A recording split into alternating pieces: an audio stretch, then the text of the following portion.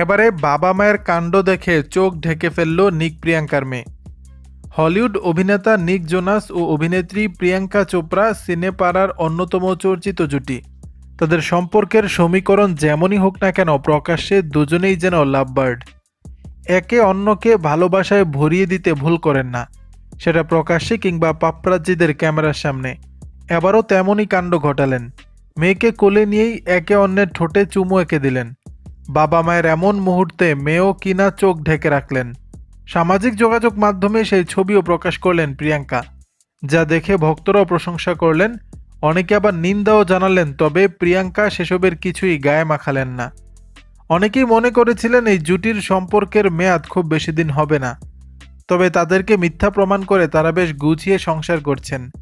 নিক ও প্রিয়াঙ্কার বয়সের ফারাকের জন্য এই বিয়ে হয়তো টিকবে না, এমনটাই মনে করতেন ভক্তরা।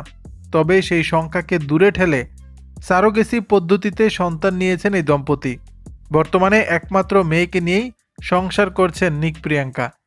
দুজনেই কর্মজীবনে নিজেদের কাজের ব্যস্ততা কমিয়ে মনোযোগ দিয়েছেন সংসারে। দর্শক, বিষয়টি নিয়ে আপনাদের মতামত জানাবেন নিচের কমেন্ট বক্সে।